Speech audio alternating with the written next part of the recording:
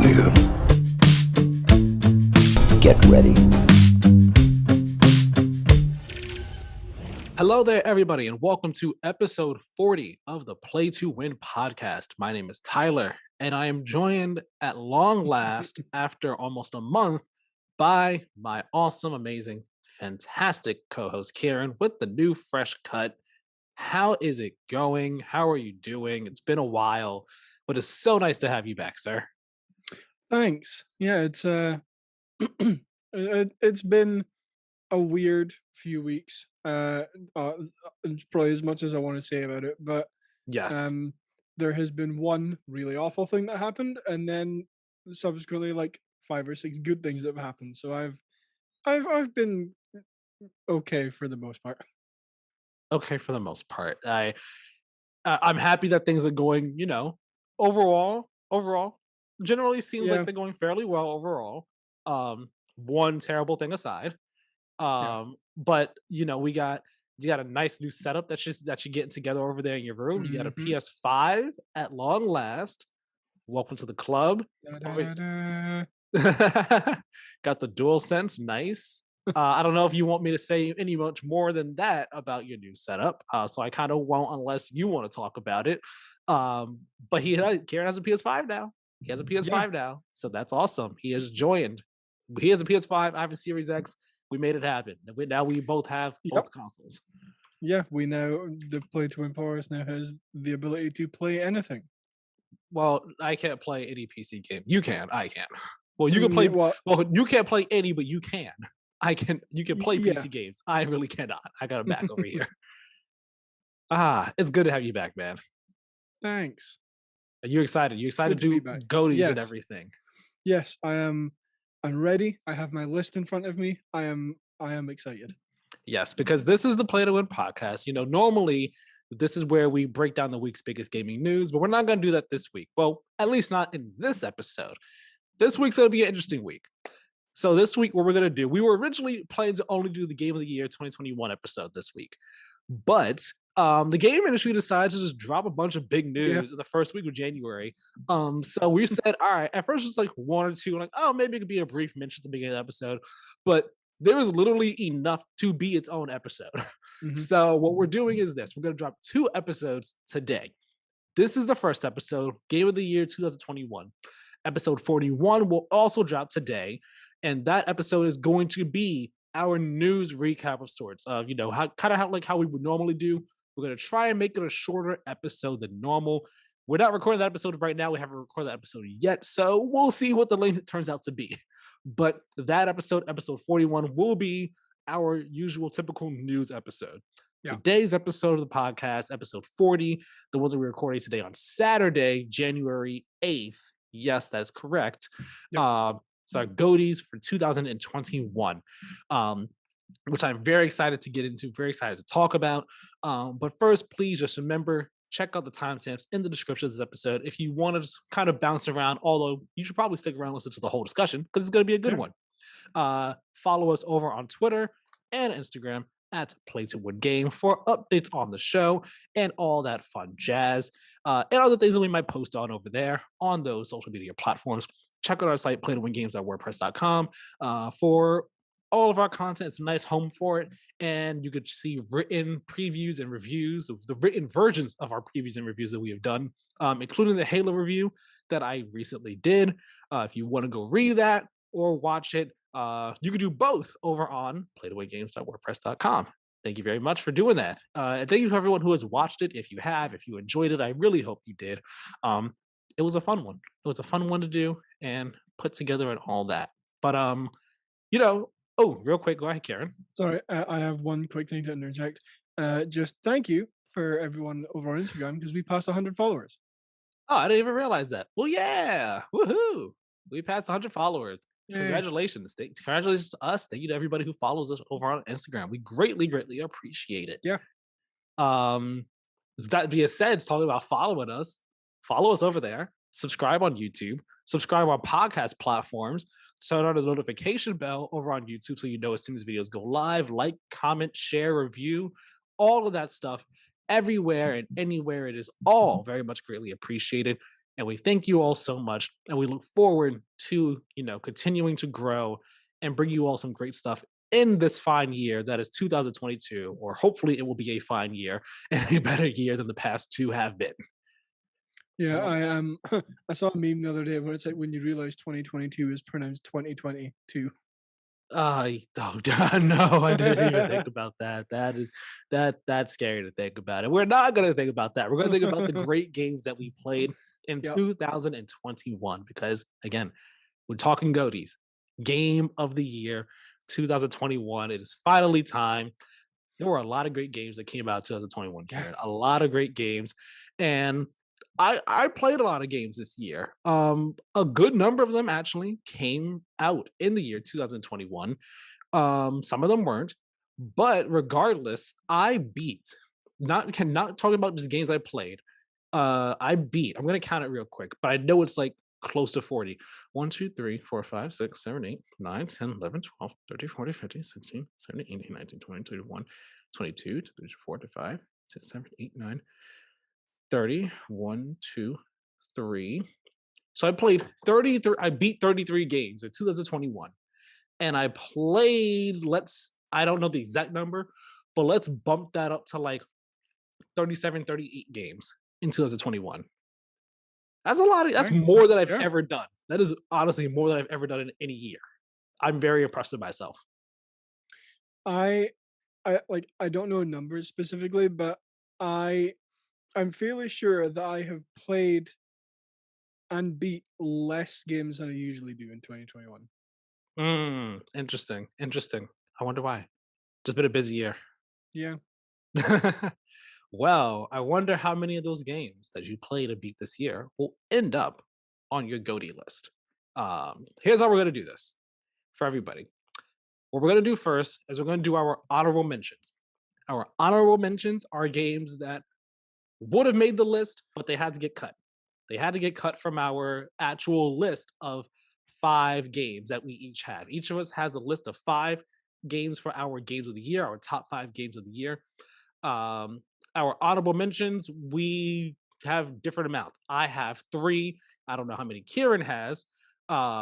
He has 2. He has 2 honorable mentions that didn't make the cut for him. I have 3. So we're gonna do our honorable mentions first.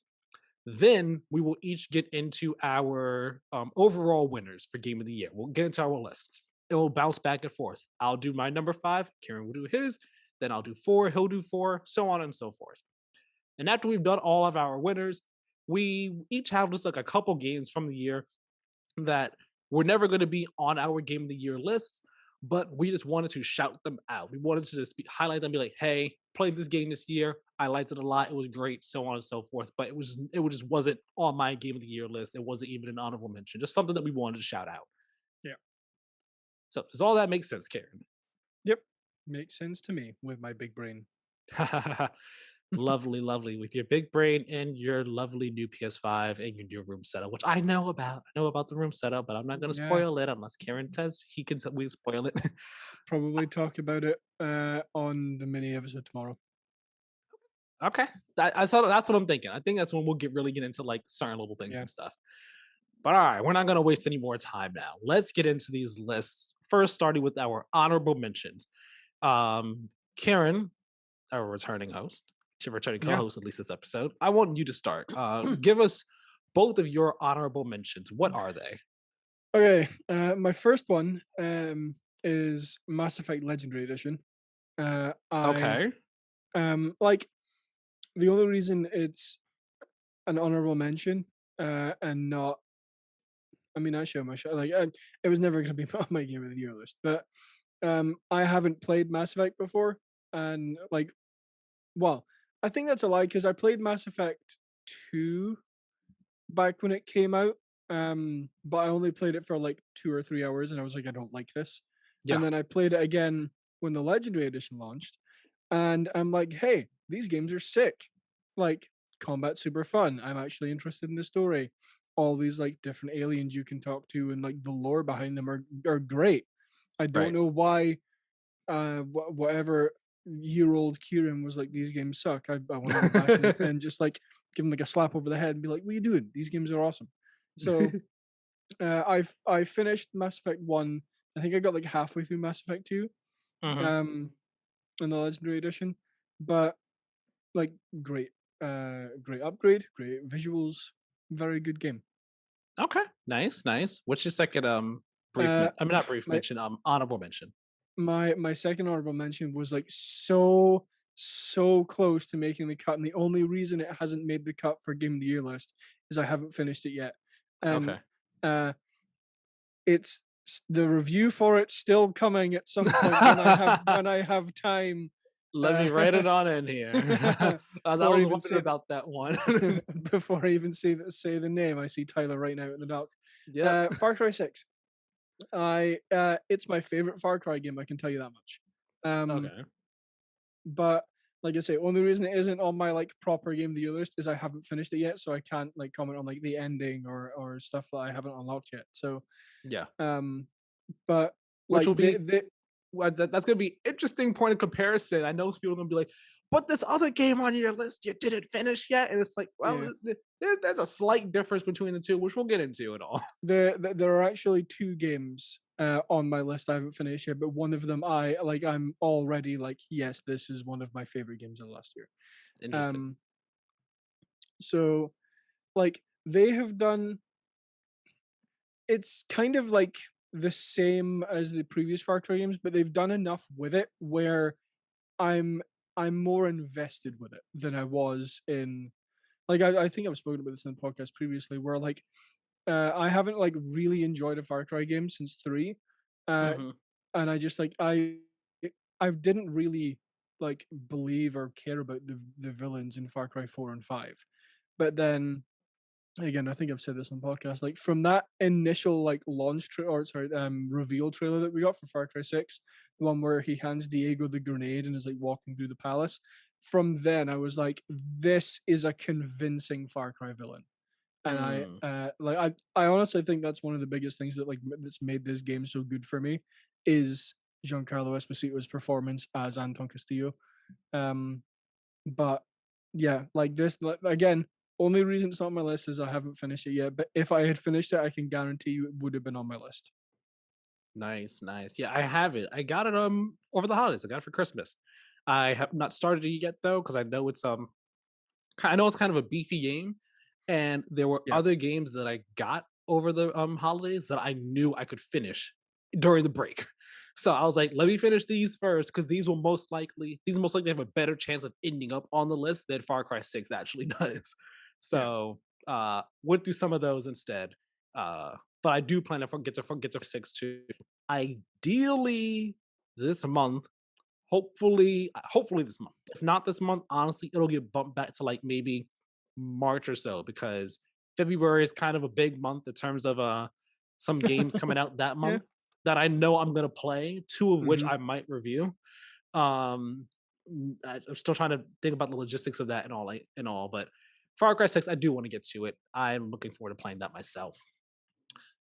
So all right. Mass Effect Legendary Edition, Far Cry 6 are Karen's honorable mentions. Now my honorable mentions, I have three. First up, it is Kana, Bridge of Spirits. This game, really great game. Really great game, as you saw in my review.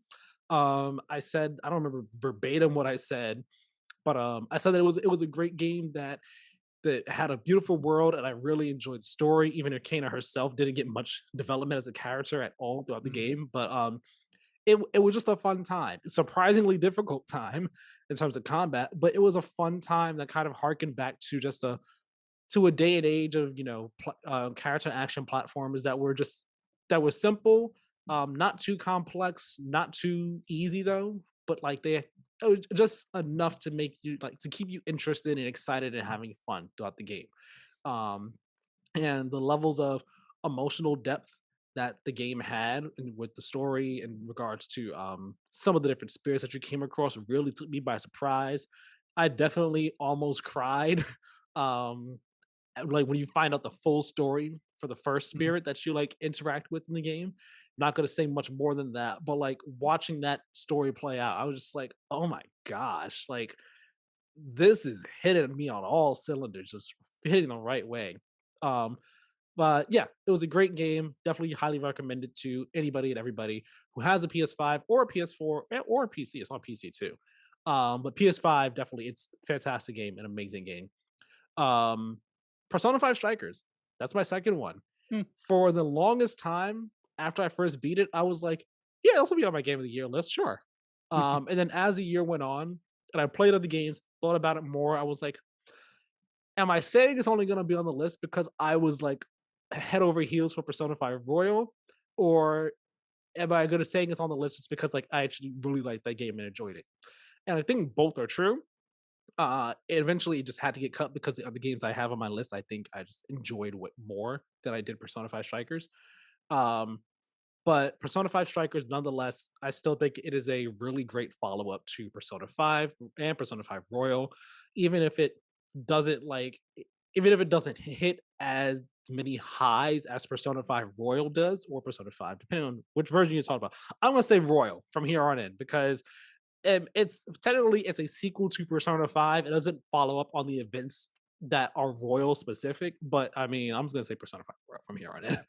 Yeah. It doesn't like hit the highs of that game in terms of story or in like there are some gameplay things that I did take issue with in comparison to Royal, but nonetheless, it's still a really great follow up to getting to go back with these characters that I absolutely fell in love with last year and just go on another adventure with them, go on another journey with them, connect with them. Like I said in my review, they're like it was like getting back together with my best friends, and we haven't skipped a beat at all. Like it's just like, hey, we're back at it, doing the same things we did before, having the same banter. And it's just it was really nice and really fun. The gameplay, the combat was great. Took some time to get used to, but the combat was a really nice fusion of Persona 5 Royals combat and Muso combat, Muso style Mm. gameplay as well.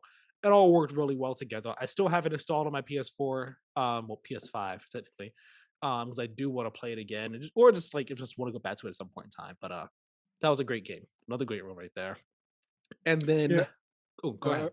I was just gonna say that's in my PlayStation library because it's the Thank you PS for Plus game. reminding me. Yes, if you have PlayStation Plus, it is now there for January. So add it to your library. You have no excuse not to. It is a really great game. If you're not sure about it, go check out my review. I like the game a lot. Add to your library. And then, like I said, because this is a follow up to Persona 5, use this as your reason to go play Persona 5 Royal. The game is almost always on sale on PSN or somewhere. Play Persona 5 Royal. Yes, it is like a 100 plus hour commitment. I understand that is a long time for some people, but I can promise you it is worth the journey. This is not like some, this is not me trying to push a One Piece length journey on people at all. It's a 100-hour get long game, I promise you, but I played it over the course of a year from April to like December.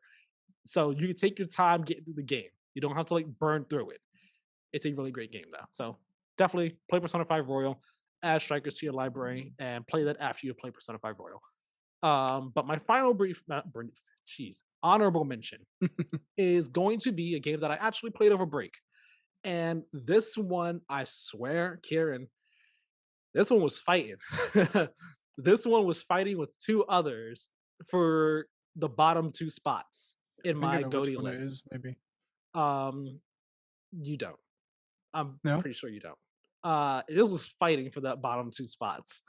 And I tweeted about this the other day. It's just like, uh, I'm not gonna say what the game was before I say this here, but I was like, man, this game, I thought it was in there for sure, but it's fighting now. And I posted like a little meme picture to go along with it because I was just like, you might get this, you might not make it here. This specific one might not make it.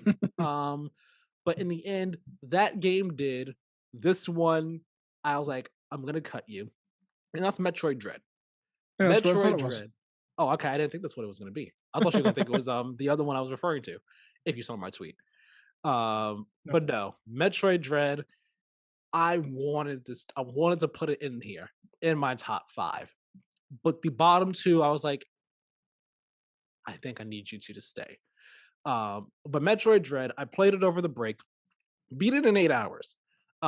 First Metroid game I've ever played, and I was very surprised by how much I enjoyed this game. This game was a lot of fun. Was it difficult at times with some boss fights? Yes, it was. Was it a bit confusing in terms of like where I need to go sometimes? Was it easy for me to be like get lost? Yes, it was at times. But nonetheless, start to finish, I was enamored with this game. Just the way it's designed and like I mean, it's typical Metroidvania stuff. You know, you get a new ability, and now allows you to explore other things in the world, whether it be like for continuing the story or returning to returning to like a room that you saw before that had a block that you couldn't open before, but now you Yeah. can. It's like those things.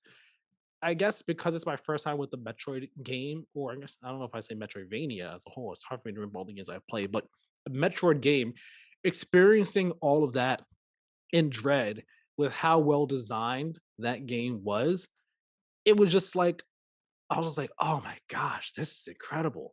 This is so good." Like I'm just having so much fun, just like getting around here and going around the ZDR and finding all the things and getting the abilities and doing these boss fights and stuff.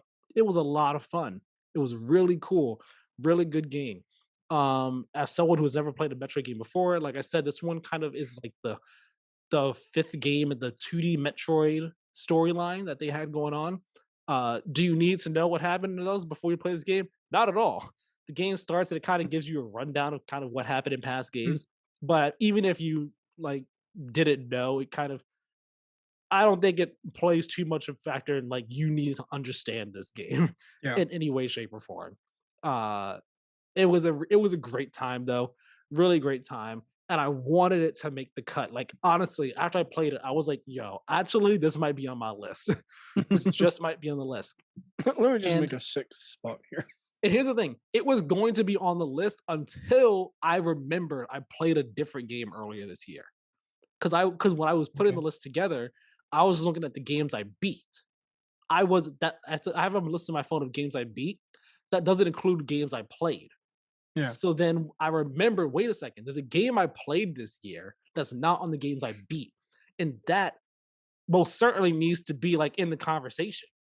So once I remembered that, I was like, oh, wait a minute. Okay, so one of these three is not gonna make it. One of these three does not belong. And unfortunately, Metroid got the boot simply because in my head I was thinking it might I might still be like in the honeymoon phase of beating that game. Yeah. And they being like, "Oh, it's so great, it was so amazing," and all like that. Where like, because I literally beat it in 2 days.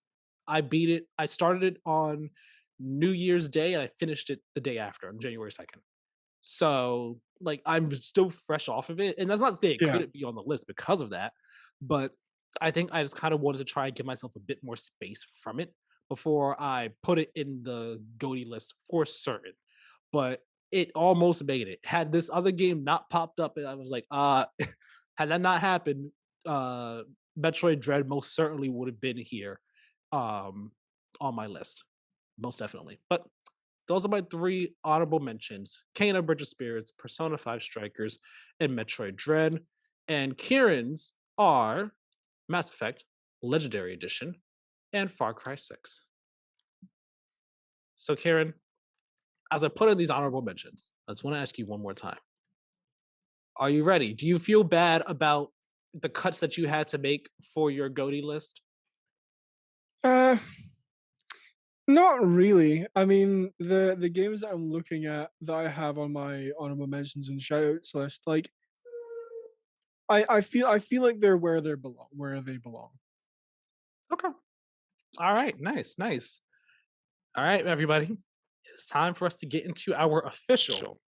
Ooh, that sounded weird in my ear. Our official game of the year for 2021. Our list. It's time to do this. Karen, I'm going to start with you.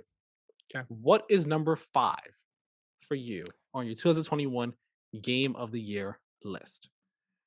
My number 5 is Resident Evil Village. Uh, Okay. Clap it up for I Resident Evil Village. I would clap. I'm putting this into the doc right now. um, like honestly, up until about like a month ago, maybe 2 months ago, this was higher up on the list. Okay. Um, but a couple of things pushed it down. Uh, if if you want to talk about, like, for me personally, an underdog game, then Village would be it, because I did not expect to like Village at all. Because Okay. survival horror is not my game genre. It's like I've said this previously. I don't like games where I have to like really watch how much like ammo I have or how many health packs I have. I don't like horror stuff. It like I'm a big baby, so I don't watch horror stuff. I don't play horror stuff. But uh, again, I've said this before. The number one way to get me to buy a video game is put vampires in it because I love vampires, Mhm. and uh, a 9 foot tall vampire at that, who is with a big hat. So yeah, but like on a more serious note, uh, soundtrack great, visuals great, story was like, I don't want to say like really gripping, but it had me Yeah, had from you invested? yeah. Um, it was just a good game, man. Like it's one that I think about like every so often, and I'm like, I kind of want to go and play Village again, just because it's a fun game. It's fun to go through, but I don't have it anymore. I traded it in. Ah, well. Um, yeah. Um, but no, Resident Evil Village would recommend if you haven't played it already. Only Resident Evil game previous to this that I've played is Resident Evil 2, which I also enjoyed. Um, so yeah, Resident Evil Village is number 5. Okay, clap it up for Resident Evil Village. I will join the claps this time. I don't know. Should I insert a clap sign? If you want to, well, wait, I'm the one editing this episode. Oh um, yeah, never I'll mind. see if I could do that. I'll see. I'll see if I could do that. After we do each of our announce each of our winners and all like that. Yeah. Okay, that's number 5 for your list. Number 5 for me. Um, and Karen, you might be a bit surprised that this ranked where it did on my list. You might be surprised by this and the number 4 as well. Okay. Um, but so this is one of the games that was fighting, that was fighting for the bottom 2 spots. Hmm. And I swear I nearly cut this one. I nearly did. I nearly cut it in favor of Metroid. Um, but I was like, no, no, you deserve to be here. I was like, you should be here. And again, I was also thinking honeymoon phase of Metroid as well. I was like, because of that, I think that should be cut. Yeah. Number 5 on my list is Halo Infinite. Okay. Halo Infinite nearly got the boot. And I was kind of feeling bad about it. And that's not why I kept it. I kept it because even though Halo Infinite is like, even though it has issues, like well, let me rephrase that. Even though Halo Infinite doesn't like fully, even though it's not the great return that we all wanted it to be, in my eyes, even though I think that the open world, it has great potential that was not capitalized on as well as it could have been or should have been. Um, even though the game has issues with its progression system, and the map selection is a bit lacking. Even though the maps are good, it's a bit lacking. Yeah. Um, I still really enjoyed Halo Infinite, and I still think it is one of the best Halo games that we have ever gotten. It is arguably, again, I have not played Reach in a while, arguably the best Halo story in the entire series. If it's not number one, in my eyes, it's definitely number two. Uh, the gameplay as a whole, it is I think a good way to summarize my thoughts on Halo Infinite. I think a lot of people's thoughts on Halo Infinite is that it is the evolution that the Halo series needed. The Halo series is kind of now, in terms of story, starting to finally move away from stuff that they've been doing for the past couple Yep. games at long last.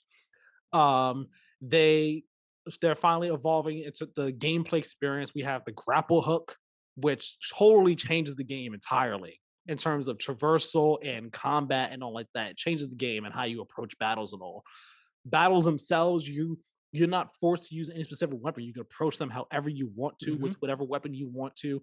And when I was in battles, I felt the thing that people always talked about with Breath of the Wild, but I didn't like with Breath of the Wild was that you're kind of like it's kind of like you're just kind of always swapping weapons Yeah. on a regular basis, kind of sort of depend like you run out of ammo. All right, should me grab this one? All right, let me grab this one. In Breath of the Wild, I didn't like it, of course, because weapon degradation sucks, in my opinion. Yeah. And I don't have a problem with it if it's done well. I didn't like how it was done in Breath of the Wild. Halo Infinite, it's just like because you're this one guy against this army, you're always outnumbered. It's just like, all right, Mhm. let me roll on in with my assault rifle, grapple over to this guy, beat him up some. Oh, this is out of ammo. All right, let me swap and like let me grapple hook their needler over to me and shoot that at someone else, toss a grenade to someone, grapple melee, let me grapple the coil, toss that, yeet, knock someone else out. Like it's the gameplay itself is just so good. It's so much Mhm. fun. And even though the open world activities, they're not revolutionary in any way, shape, or form. No. It's like, go clear out this base, go clear this base, go capture this for us, go save these people out there. They're not revolutionary. But the gameplay makes doing them a lot of fun. It makes just doing these simple activities that we see in modern open world shooters more fun than they've ever been in any of those other types of games. Um, so that I think like those things really made the experience so great for me. It allowed me to still enjoy the open world, even though like the open world lost its luster for me pretty early on. Like after a bit, I was just like, oh, well, actually, there's not much to see here. Like there's stuff to see, but like it all looks the same. I don't really feel like a pull or desire to go exploring in the world and stuff. Sure, Yeah. there are like the hidden armories, but the hidden armories don't even really have anything too special in them when you Yeah. find them eventually. There are the skulls in the world, but I mean, you got to really look for them if you want to go find them and stuff. And I'm not about to be sitting on YouTube or looking up maps trying to find them. I just don't feel like at the time. Um, so like because of that, the world just didn't really pull me in. But where the world itself kind of failed, and again, I felt the pull. I saw what they were going for because I did enjoy Yeah. getting around the world and using the grapple hook to climb on things, just hopping in any vehicle, getting to where I wanted to go, how I want to go. I enjoyed all that. The concept is there, the framework's there. Just need to build on it, and that's what I liked about Infinite a lot. It's like, yeah, you might not have fully achieved what you wanted to, but I see what you're going for. The framework is here, and I think if you build on it, that you'll have something really great next time around. Whatever it is they do with Infinite in the future, where it's like, hey, the next story update is gonna take us to this part of the ring. And on this part of the ring, you're actually like they actually build on the concepts that they had in this Yeah. initial release, then it'll be great. So when you throw in the gameplay on top of that, like how the combat is shaken up as well. And the story, which I gushed about in my review. I love this story. No spoilers or anything, but I thought this story, like I said, I already thought the story was one of the best in the series. Master Chief is the best he's ever been. The pilot is a fantastic character. The weapon is infinitely better than Cortana. Sorry, not sorry, Cortana lovers. Escharum is the best villain that the series has had. He is such a great guy. The Harbinger, she's fine. No, I don't have anything good or bad to say about her. She's fine, to be honest. But the story, it it def it definitely it definitely cleans up Halo 5 Mm. as best it can while also setting the groundwork for the future. And I think it does that very well. And for how well it does it, it's just like, you know what? Good on you. You did a good job here. And yeah, I'm very excited for Halo's future. Multiplayer, Kieran and I have talked about before already.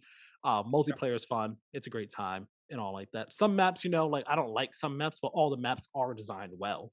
There's just, the lack of maps is with the problem there. Just the lack of Yep. maps in the progression system. I really just don't like the challenge based progression system. But Halo Infinite, number 5 on my list. Great game. I wasn't expecting that to be on your list at all. Really? Yeah. Well, it made the cut. I knew once I was playing it, I was like, it's gonna make the cut. And I said it to Tyler in our episode too. I was like, yeah, it's definitely top 5. And then I played Metroid. And I was like, oh man, Halo, you might get cut right now. Actually, looking like you about to get cut, homeboy. And then I remembered my number, but then one of the other games on my list, and I was just like, "Ooh, Halo, you really might get cut. Actually, something might have to go." Um, so yeah, it made my list. I hope that made you I made you proud with that one. Yeah, yeah, I'm happy. He's happy, so I'm Yeah. happy. What is your number 4, Karen? My number 4 is something you probably thought would have been higher up my list. Okay, Uh, because my number 4 is Forza Horizon 5. Uh, interesting. like like when we were sitting pre-show, just like chatting, and I was like copying my list over from my phone onto my computer. I was like, I kind of want to rejig that a little bit because like this isn't any discredit to Forza Horizon 5 because it's an amazing game, Hmm. but it's just a driving game. Like I say that with all the respect in the world, but in terms of like everything else I have on this list, and as somebody who goes for like story in video games above all else, yeah, Hmm. I kind of want this to be lower, but I did enjoy it more than I enjoyed Village. I see. Um, but like I think this is easily I don't wanna I want to say easily the best looking game of the year, uh, and It's certainly like one of the best looking games of the year. yeah, person for me it's the best looking game of the year. Yeah. I'll rephrase it that way. Like as somebody who played Forza Horizon 4 for like 100 hours, something like that. Sheesh. Um, like it's it's it's a better game than Forza Horizon 4 is overall, and it's probably like one of the biggest compliments you can give it. Um, hang on, unmute. Um, for, Sorry, you said you just said 4, and I put Horizon 4. I'm like, yeah, Horizon 4. Bam, that's the game on the for his number um, 4 here. yeah, driving mechanics feel super smooth. There I can't remember. I think there's more customization than you can do in 4. Might be the same amount. Okay. Now that I'm thinking about it, there's the same amount of customization you can do in 4. But one thing I actually really like about 5, and I think is gonna keep me playing longer than or has me more invested to play longer than I did 4, is the, like, big blue menu with all the cars on it where, like, if you collect, Yeah. like, 25 Fords, then you get a prize. If you collect 15 Chevrolets, then you get like, that I think is gonna keep people playing a lot longer because, like, I'm not usually somebody who gets, like, hooked into that stuff, but as soon as I saw it, I'm like, "Oh, man, I wanna know what the prize is. I have to collect all the cars, like, I wanna see what it is." Yeah. Um, but, like, it's just a good game, dude. Like, Playground Games really, really knocked it out of the park with Forza. I mean, if you want any proof of that, go and look at how many 10s it got. Mhm. Um, Yep. but, like, I mean, like I said, the only reason this isn't higher up on my list is because the 3 that I have up there are all, like one of them is well, number 3 is the one that I haven't finished yet. But I can already tell you is in its right spot. Mhm. And the other 2 just have, like, really good stories that I kinda had to bump Horizon 5 down a bit. Yeah. Um, but, like, it's I just can't express enough how much of a good driving game this is. This is easily my favorite driving game ever. Wow. That's awesome. I'm very happy to hear that that it made your list, even if you had to bump it down a bit. That you enjoy it so much. You Mhm. know, with you saying it's arguably your favorite driving game ever. Just like that's awesome. That's I a nice accolade to give it. yeah, I I actually don't even think it's, like, arguably, I'm pretty like, it is my favorite it is my favorite driving game ever. It's so good. Mhm. Well, congratulations to Forza Horizon 5. Forza Horizon 5. Forza Horizon 5. Forza Forza Horizon Horizon 5. 5. Forza. We We're could not do doing this all day. this. We're not doing this all day because I said it's Forza Horizon 5. Congratulations, Playground Games. Number 4 on Kieran's Game of the Year list.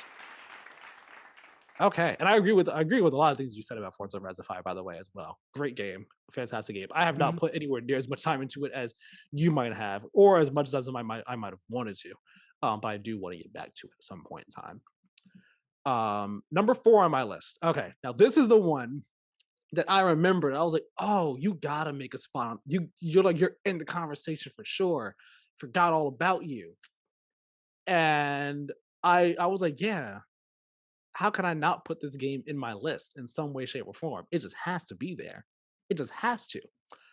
And I almost cut this instead of Dread, but then I was like, no, no, honeymoon phase. And I think this one deserves it. This one should. Okay. And that game is Knockout City. Okay. Number 4 for me is Knockout City. Because let me tell you all something. We all clowned on Knockout City when it was first announced. We were like, this game looks silly. It looks stupid. It looks goofy. It looks cheap. No one wants to play it. Then the beta came out, and I played the beta. Meant to play for an hour, played all weekend long. Did a whole preview on it. This game is going. Velen Studios has a secret hit on their hands. This game is addicting. It's crazy. It's awesome. It's a lot of fun. The game comes out, and I am on it. Now, it's definitely a game where I don't play it as much as I want to because I tend to forget about it. I play other games and stuff that I'm like, Yeah. no, let me play some Knockout City. But like Overwatch, um, which I think it does the same thing that Overwatch does for me, which is that I could jump into it at any point in time and play as casually or as hardcore as I want to, and Yeah. I will still have a good time. I'm always guaranteed to have fun during that game. And I can jump in and be like, I was gonna play for like an hour, and I'll play like 2, 3 matches, and then I'm just like, actually, I'm gonna play for a bit more, and a bit more, and a bit more, and I end up playing it all night long because Knockout City, the gameplay, it's simple, easy to learn, but there's like there's some depth to it. There's some depth to it when it Mhm. comes to the different special balls that there are, trying to outsmart opponents, how that all factors into the map layout that you're on as well.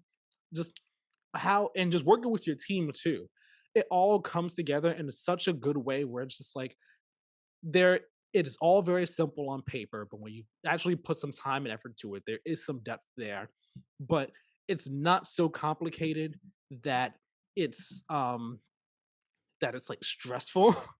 And matches, they can get intense, they can get very sweaty. 1 month after launch, that game was Sweat City.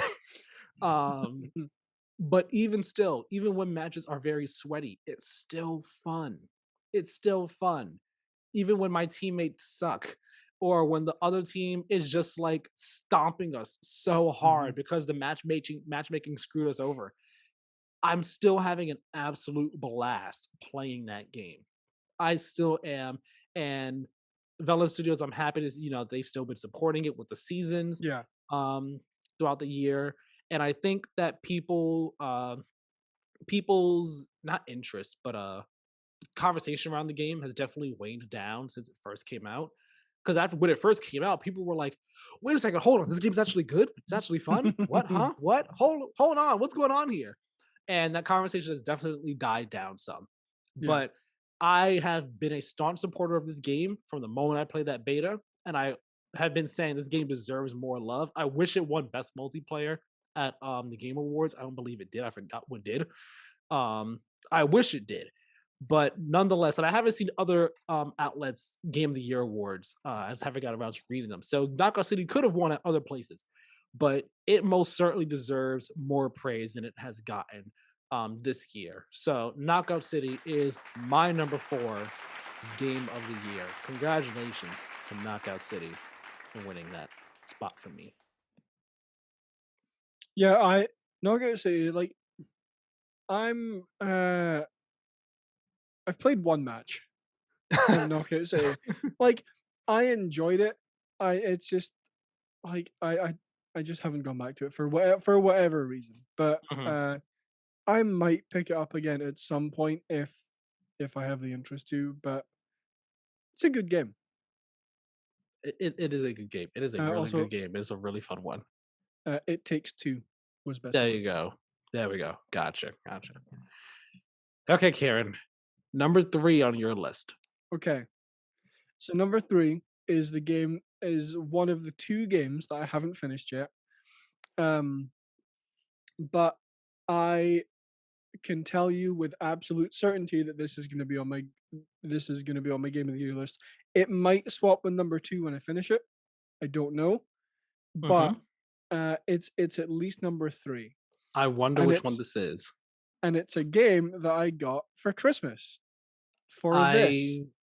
I okay. I feel like I know which one this is. I was wondering if it was Uh, this one or the other one that you told me before the show that you didn't finish. my third game of the year is Ratchet and Clank Rift Apart. Congratulations to Uh, Ratchet and Clank Rift Apart. I'm just gonna say right now we can talk on this together because it's also my number 3 okay. for my game of the year list. So we'll just both talk about it right now. Okay. Um, yeah, like it's bringing back so much nostalgia for me. Like I so the last PlayStation that I owned a PS4 for like a couple of years during that generation. But the last PlayStation before that I had was a PS2 and a PS1. I think I had them at the same time actually. Uh huh. Um but like I can picture very vividly in my head my childhood bedroom with like my bed's like here with a TV on the other side, and I'm sitting at the end of my bed playing the original Ratchet and Clank Hmm. on PS1. Yes. No. No. No. PS2. PS2. Yeah, PS2. Um, and like I'm just having an absolute blast. Like it's colorful, it's vivid. Like for the time, the graphics were amazing. Like Yeah. and like the weapons are so much fun to use. The story was all like Ratchet and Clank is just one of my favorite video game series Hmm. because of all this. Well, I want I don't want to say entirely because of all the nostalgia I have for it, because it is just a very good video game series. Hmm. But like every time I play it, I can just close my eyes and picture my bedroom and the TV and everything. It's just it's it's very good memories. But like Rift Apart, the weapons are ridiculous and fun. Yes. A lot The of like fun. I haven't played it on the thing I got yesterday that I sent you. I'll talk Oh about tomorrow, man, you but got to. You I'm have doing it to. once. I'm doing it when we finish recording. Um, but like the visuals are absolutely stunning. Hmm. Um, Are you playing? Are you playing fidelity, performance, or the ray tracing mode? Well, ray the RT trace, performance. Sorry. RT performance. Okay, so ray tracing and 60 FPS. Got it. Yeah. Nice. Um, Same for Miles Morales as well. Okay. But like it's I again I think I haven't played it much, I don't think, since I last updated you on it, so I've just Hmm. finished Blitzar Prime. Um, Okay. Blizzard Prime, so not Blitzar. Blizzar Prime. See, you Um, put the T on that one, but you don't do it for Forza where it actually belongs.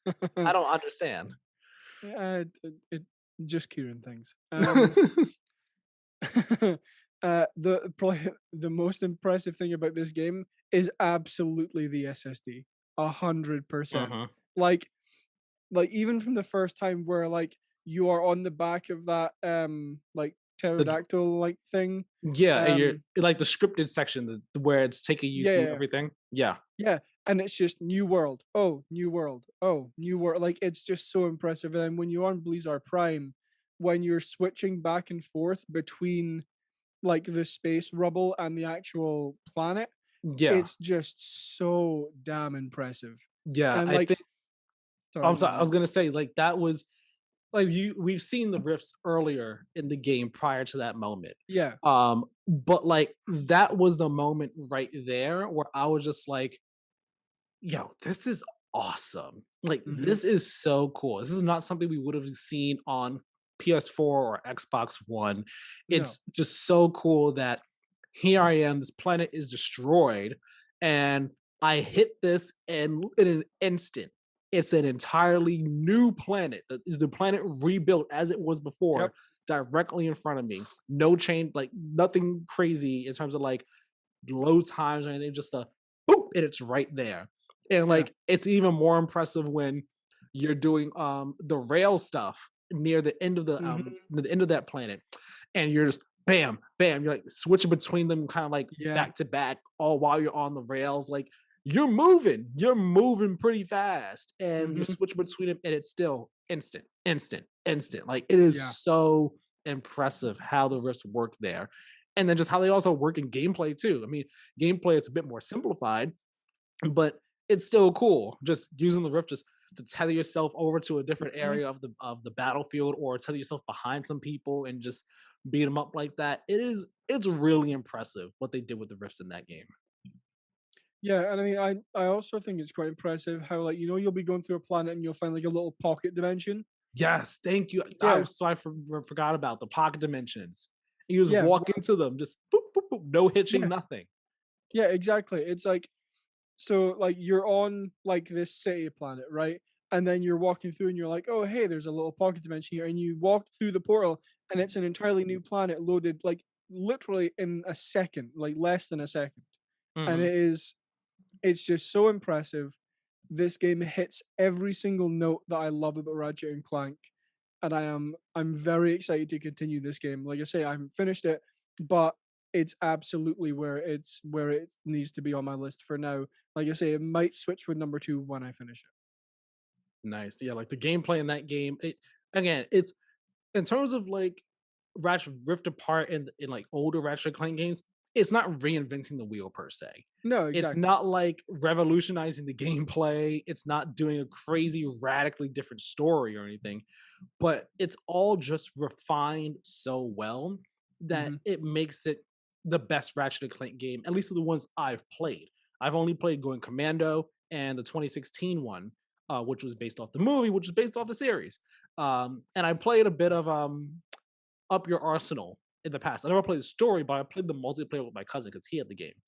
Um, and I enjoyed all of those games a whole lot. Oh, and All for One, but that's very different from like traditional Ratchet and Clank games. Mm. Um, but this one was easily, it just reminded me, like you said, of when I would play Going Commando back in the game. I played that game over and over and over again. Like I played it normally, then I did the challenge Mhm. mode, then I did the challenge mode of my challenge mode again. It's like trying to max out my weapons. And I played it over and over and over because it was so much fun. The writing was smart and witty and sharp. And the story was interesting. But of course, like the story wasn't as mature as Rift Apart's Yeah. story is. Like this is a not saying that it's like dark and super serious, but like it's grown up. It's telling a Yeah. more like heartfelt, sincere story here in Rift Apart, which I really enjoyed. And the characters are all great. Rivet's Mhm. amazing. Kit is awesome Yes. too. Like they're all really great characters. And the planet, like the game is gorgeous. This is like between this and Horizon, I'm like Horizon 5, I mean. So I'm just Yeah. like, man, these are like two of the best looking games this entire year. And like that's Mhm. what I'm like, between those two, it's arguably one of them is the best looking game of the year. Period. Yeah. Just period. Um, but yeah, everything looks great. It all sounds great in the dual sense with this game too. Mhm. It's just like it's so good. Just how the triggers affect how you do things, the vibrations that you feel, the sounds that they make. It's all so well done. It is Mhm. absolutely amazing what Insomniac pulled off with Rift Apart, which is why Yeah. I was like, yeah, this is most certainly on my list. I knew it from day one. I didn't think it would be number one. Um, so I was like, it's definitely in there for sure. And number three, with how I plan everything out, I was like, number three is like the right spot for it. Yeah. Yeah. I mean, in terms of the games that I have on this list and my enjoyment of them, I think three for me is definitely the right spot for now. Again, when I finish it, might go up, might go down. Uh, Well, it's not going down. It's might go up. yeah. Well, my ring light just went out, but it's fine because it's daytime, so you can still see me in my room. Yay. Um, my portable charger didn't have much battery left. It's fine. Uh, I mean, I could grab my other cord thingy to plug it to my laptop, but for battery reasons, I'm not gonna do that. It's fine. yeah. It's all good. You can still see me. My face just might be a bit dark and all, but I'm good. Okay, so Ratchet and Clank Rift Apart, number 3 on both of our lists. Congratulations to them. I'm gonna let you do number 2. Since we Okay. both share that one, you go ahead do your number 2. My number 2 is Halo Infinite. Okay, I figured it would Uh, be number 2 or number 1, especially once you said that it was another game you didn't finish was gonna be up there. yeah. All right. Um, Give me your thoughts on Halo Infinite because we have not gotten to talk about it since it came out. Really? yeah. Oh, I mean, in terms of like the campaign and really dig into it. Yeah. Um, it's my second favorite Halo game ever. Nice. It's like, of course, like Reach is still number one. Like Hmm. Reach is still up. It is gonna take a hell of a game to beat Reach, but like Halo Infinite is about as close as it can come. Like I agree with a lot of what you said earlier. The progression system definitely needs work. The ring, like in for the first like 2 or 3 hours, I felt the pull to go and explore, and then Hmm. after that, I was just like, "Hey, it's more grass, Yeah. so there's not really any point." Yeah. And the like things you can do in the world, again, they don't break the wheel. They don't, they're not revolutionary for video games to Right. the point where everyone else is going to copy them. If anything, they've copied them from other games. Right. But And it's not all like they that, needed to. I don't think they no, needed to. yeah, exactly. But like with all that being said, like from what I have played of the story so far, like not including like any like end game stuff I haven't seen yet because I'm on the final boss fight. Um, like story impeccable, very good. I Hmm. really, really, really enjoyed it. Like, I mean, again, like you said, it does enough to kind of not necessarily fix Halo 5, but like It gets kind itself of out of the hole that they yeah, were in with Halo 5. Like after Halo 5, the series was like the plane was nose diving and they were like, we're gonna yeah, pull this up, and they pulled it up like in a way where it's like, you actually say you did that. You did that as best you yeah, can. yeah.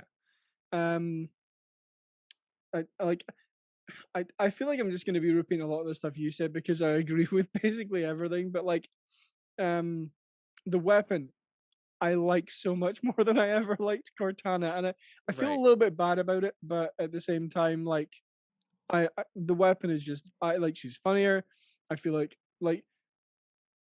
I feel like her and Chief have the potential to have a better relationship than him and Cortana did. Hmm. Um, but again, we'll see how that plays out in future updates to Infinite or subsequent Halo games. Yeah. Um, the well, I was trying to decide what I want to talk about next, but I'll just talk about multiplayer. We've talked about it before. It's very good. I have tried that on the thing I bought yesterday. And 4K, 120 frames a second. oh, you're Oh, playing it 120. yeah, it looks insane. It's so much fun. Again, progression system needs work. Maps aren't super varied, but uh like I feel like even though the maps aren't super varied, there is enough there, and the maps that are there are to a high enough quality that it doesn't necessarily really damage the game, if that Yeah. makes sense. Yeah. um Like I said in my review, the maps and progression drag multiplayer down for me, but the maps to a lesser degree. Because the maps, yeah, like, although there's not a whole lot of them, they're still all well designed and they're still fun to play on. I mean, yes, you might have one or two that you personally don't like as much as others, but they're all well designed maps. It's just like, all yeah, right, I wish there was like a bit more of them here, considering there's only 7 for the 4v4 and 3 for big team battle. yeah. um One of my biggest issues with multiplayer got fixed, I think, last week before, where you couldn't select Oh, like like Slayer. yeah, like like you get a challenge for like play 3 Slayer matches, and to me that would mean okay, let me just go and pick Slayer and I'll do these 3 matches and get out of the way.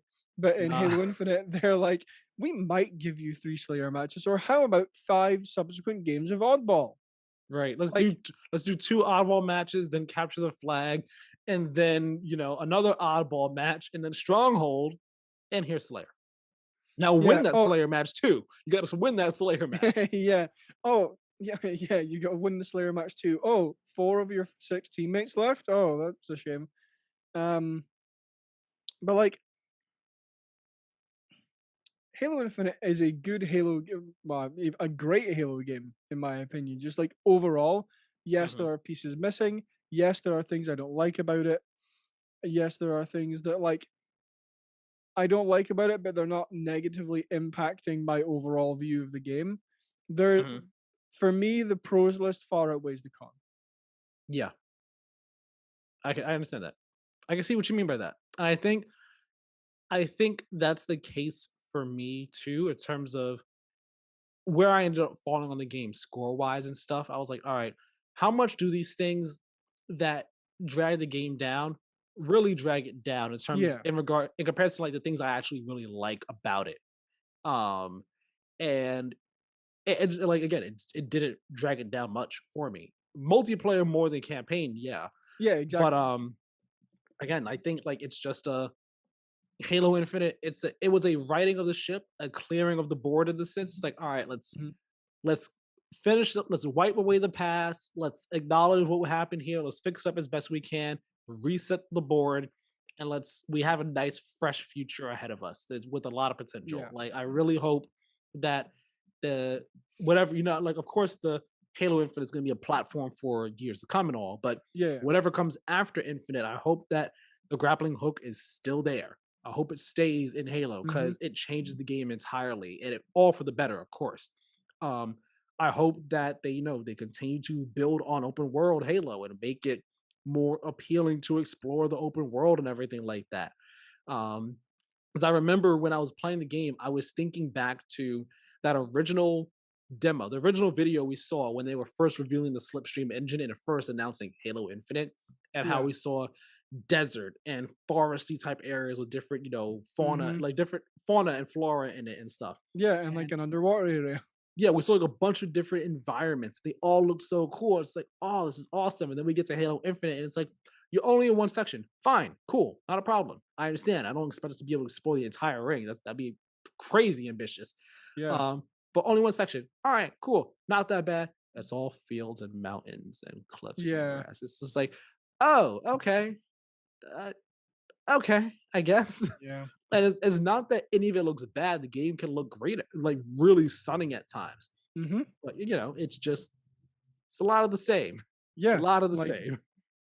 yeah, it's like it doesn't, like, negatively impact the game for me in a huge way, Right. but at the same time, when I'm walking through, I'm just like, "God, give me anything else." Right. It's like I want to be excited to explore, but Yeah. I'm not excited to explore. Yeah, it's like, "Hey, Halo, you ever heard of, like, a cave or something?" But even still, nonetheless, like all the pros of that game's campaign, but again, how that game Mhm. plays, how it feels, the story, it all just outweighs the Oh, negatives. yeah. Yeah, So 100%. I 100% agree with your placing of it for, given everything that you said for your games and all. So congratulations to Halo Infinite for being number 2 on Kieran's Game of the Year list. Now my number 2. Um, if you've listened to the podcast throughout the year, you'll have an idea as to what my number 1 and 2 will be. It's just a matter of where each one is falling. And this one, I wanted to make it number 1, but then I kept thinking about it and I was just like, no, I have to make a really strong case for it. And I wanted to replay the game again before we did this episode. I just didn't have time to, but because I was like, oh, is this number 1? I want this. Is this number 1 for me? Do I want to make this my number 1? But I kept thinking, I was like, no. I think this other game that I played has been my number 1 from day one, and I think that's still going to be the case, and it Yeah, I is know the what it might case. be. So my number 2 is Life is Strange: True Colors, Mhm. and I I loved Life is Strange True Colors. It is my favorite Life is Strange game in the entire series. From the moment I said it when we first saw this game. And actually, funny enough, our very first episode of the Playwood podcast. Funny enough, because Hmm. that the first episode was we talked about the announcement of True Colors. Um, from that very first announcement, I was saying I am all in on this game. It looks beautiful, like a beautiful step up graphically from prior Life is Strange games. I am all in on the story and the characters already. And like I said, when that game came out, it did not disappoint me. It is beautiful, beautiful. The town of Haven Springs, Haven Falls, one of the two, Haven Springs or Haven Falls. It's one of those two. Yeah. The town of Haven. It's utterly beautiful, utterly beautiful town. The people there, they're such great characters, and you really get to know them and understand them. The specifically the main players in the story, whether it be Ducky, who is like this older man who he's such a sweet older soul. He's such a sweet guy. And like you talk with him and he's like, "Oh, hey there, Alex. How's it going? You're doing well. Oh, I'm so happy to hear that. You remind me of this person I used to know." It's just like he's such a sweet guy. Like, and it makes one of the moments that you can have with him later in the game. That's also an optional thing. You could easily miss it too. Um, but it makes one of the moments that you have with him later on so powerful and I guess yeah, just so powerful and cathartic. You have this moment with him. I'm not going to spoil because it's a really nice moment. Um, and you have this moment where you all share a connection. You all connect and bond over something from his past, and I was just like, wow, this is so great. This is so nice. And you have moments like that with multiple people in the town. Whether I'm blanking on people's names, so bear with me here. Whether it be the owner of the flower shop who is who is kind of sort of starting to go through who's starting to go through memory loss, and you kind of realizing, wait, this is what she's kind of going through, and she's herself kind of having a crisis over it, and you kind of connect with her and try and help her deal with it. Whether it be the Charlotte, who is your brother's girlfriend or fiance or wife, one of the three. I don't remember exactly. Um, but whether it be Charlotte and her son Ethan, and the way that you kind of bond with them and connect with them, and try and help them work through their grief over the loss of your brother. Um, and is even aside from that, just how they are as people, the things that they're interested in, how Charlotte has her art, how Ethan has his comics and is really into doing stuff with that.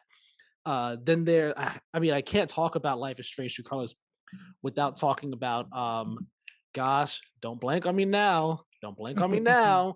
What is her name? Oh my gosh. I gotta look this up. I gotta look this up right now because I feel so bad that I'm blanking on her name. Give me a second. Give me a second. I feel like it's Shell, but I know that's not it. Um, hold on. I'm gonna pull this up right now because here we go. Where is it? Um, oh wait, Steph. There we go. Steph. Jesus, I feel so bad. I forgot her name. Steph. Steph is like a standout character.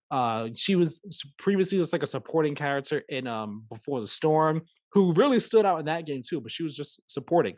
She's still supporting here, but she steps up to more of a main character role with and how she becomes a really good close friend and confidant of Alex Chin and really works with her and their other friend Ryan to solve the mystery behind Gabe's death, and the relationship that you can build and form with Steph throughout True Colors is a really strong one. It's a really sweet one, and it's it's a relationship that I was rooting for from the moment the two of the characters met. When you walk into the record shop in the first episode and she's, doing her radio stuff behind the glass and she sees you, she's just like, "Oh, hey, you choose for me. You pick the song that I'm going to play next." And then you pick one, she's just like, "I like that. Okay, cool, cool." And then like you all see each other later and stuff and just like their relationship was portrayed so well, and that's a testament to the performances by the actors in the game, specifically not just voice acting but also performance capture, because this game was the first one in the series where it was all mocapped. So that gives everyone another level of believability and Yeah. life in their characters. um, but also the writing in the game, like everyone, the writing is just top notch. I think this is honestly the best written Life is Strange game, period. Just character dialogue, the story, the way things go, so on and so forth. It's all so well done. Like Life is Strange True Colors, it's a game like that's not just about grief and dealing with grief and how people how people handle it and how they try and work Mm. through it and move on from it. But it's a game about just the connections that you have with people, the connections that you have with them, the connections you form with people, um, how they grow. It's about, understanding people for who they are, understanding what a person is going through, what's making a person happy, what makes them sad, and just understanding them on a deeper level and connecting with them on that deeper level to form a stronger connection with them. And that is that is there from the very beginning of the game, and it is a constant through line from very start to the very end, so that has a really strong payoff at the end of the game when you in the final episode. I'm not going to be saying any spoilers, but in the final episode there's like a number of different things where like you get to understand Alex on a much deeper level. You get to understand people from her past on a much deeper level. Yeah. And then there's a conversation that gets had in like the final big scene of the game. There's a conversation that's had in which Alex is kind of saying like, "I understand you. This is the things that you've done. This is who you are, and I understand you entirely." And she's basically just telling this person to their face who they are on this deep level, this deep, real, intimate, personal level that even this person themselves knew, but kind of suppressed and never like really acknowledged. And the conversation, it's so well done. It's just like, God damn, God damn. It's like in that moment, it's just like, wow, this is Alex Chen. This is Life is Strange True Colors. And this is an amazing, fantastic game. And I absolutely loved it from start to finish. And I want to play it again. I just have not had the time, but I will play the game again. I and I think that's kind of, and at least for me, that's a big deal because these narrative type games, I never play them more than once. I Mm. play them once and that's it. Yeah. Not because I don't want to, but because I'm like, cool, I enjoy the story, fantastic, I'm done. Yeah.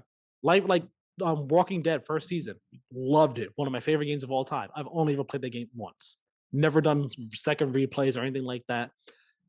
I want to play this game again, and I intend to make these same exact decisions, except for one. One I will probably change, but just to experience that story again and like try and analyze, not I guess analyze it, on a deeper level or look at it more critically or just like really take things in a bit more. But yeah, Life is Strange True Colors, man. That was a fantastic game. So it's number two for me. It's number two for me on my game of the year list. Yeah, I can't remember if I have ever played Life is Strange. I'm thinking about picking up the remastered collection when it comes out, just Mhm. because I might try and play them. Like they don't seem like my kind of game, but my resolution for 2022 is to try more video games that I might not necessarily try otherwise. Yeah. So yeah, might try them.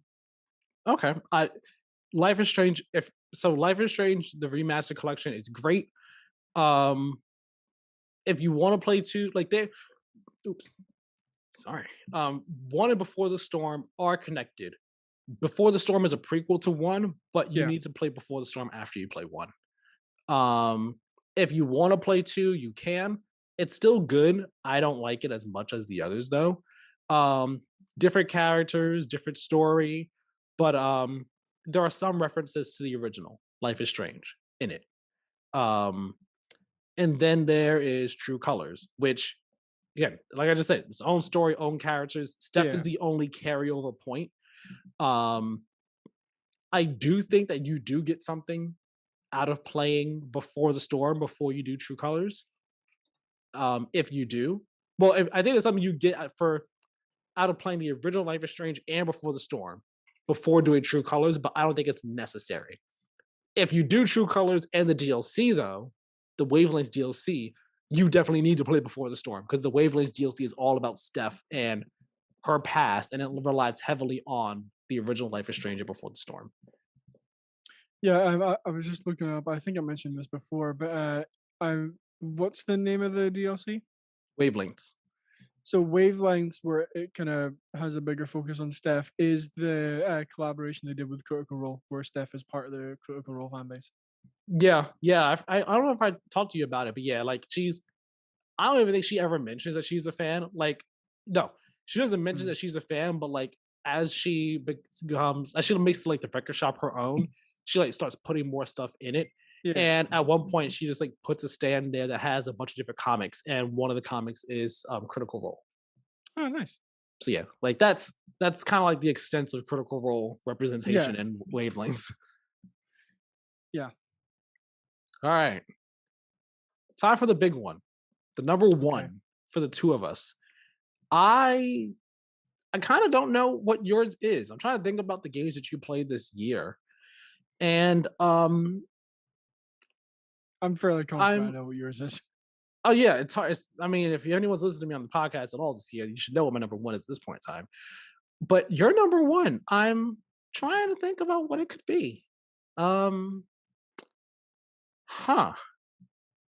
If it's not one of these games, I'm at a loss, and I'm probably gonna feel stupid when you say what it is. I'm like, oh duh. Yeah, of Mm. course it's that one. So what's your number one, Karen? It's a game I played recently, Oh, okay. So over the maybe I last don't like know. 2 months. Um, a game that my excitement level was like here, and it should have been like here, because like it, this game blew my mind in terms of how much I like, in comparison of how much I thought I was going to enjoy it to how much I did. I will say this: if this is what I think it is, I'm gonna be shocked that it made you number one. Um, like okay, But about to be like, ain't no way, ain't no uh, way, okay, I'll just say it. My number one is Marvel's Guardians of the Galaxy. ain't no way, Um, I ain't no way this happened. like I was Wow. I was sitting thinking about it when like I was making up the list. I'm like, okay, what game did I like enjoy more than anything else this year? And like honestly, Guardians was the first game that came into my head because, like I say, when this game got announced, I thought it looked awesome. I thought it looked like pretty fun. It looked colorful and vivid, and like it looked like interesting with the combat. But I was like, I don't think I am as excited about it as I should be to get it on launch day. So I didn't get it. A game came out in October, right? Yeah, it came out October, like middle of October. Yeah, and then I got it. I think towards the end of November, Sounds about right. something like that. Yeah. Um, and then within the first like 3 or 4 chapters, I was like, dude, this game is absolutely is amazing. It's so good. Like the combat is so much fun. The story so far like has me. Like, Oh, you like, finished it? mhm, Did you finish it or no? yeah. Oh, okay. Sorry, you said the story so far. I was just like, wait a second, what? You didn't Yeah, finish it like, yeah, from the point of at like that where I point when was you in were. chapter 4. Got it. Okay, I Yeah. follow now. Um, yeah, like I did not expect to like this game as much as I did. It like I think it also helps that like this soundtrack if you play with a licensed music on is like my playlist. So I Hmm. feel like that helps. But like the game looks impeccable. Like I said, combat is really fun to the point where like everyone has like a specific role that they play in combat. So like Gamora is like the up close high damage dealer. Yeah, Drax is like the stunner. Rocket is the the like explosive kind of crowd control yeah, person yeah, and then Groot is the hold is you in place type of yeah, crowd yeah, control. yeah. So like they each have their like specific things that they do, but they're all very useful in every combat scenario. For like Hmm. for any task, it doesn't matter whether it's them doing their specific thing or if they're just helping in combat. Like it is a very very well done game when it comes to combat, in my opinion. Um, I also think it looks pretty damn good as well. To be Hmm. fair. No, yeah, the art Um, direction there is it's great. mhm, The planets looked wow. Planets are looking yeah. amazing. I was like, "Ooh, this looks interesting. And this looks weird and kooky," and I like that. Mhm. Like the quarantine zone you start off in, I Yeah. was just like, "Oh my gosh, these colors, these designs, I'm loving it Yeah. all." I like I'm I'm a little bit upset. I think I mentioned this before. I was kind of in a rush to finish it because I wanted to trade it in towards my sister's Switch for Christmas. Yeah.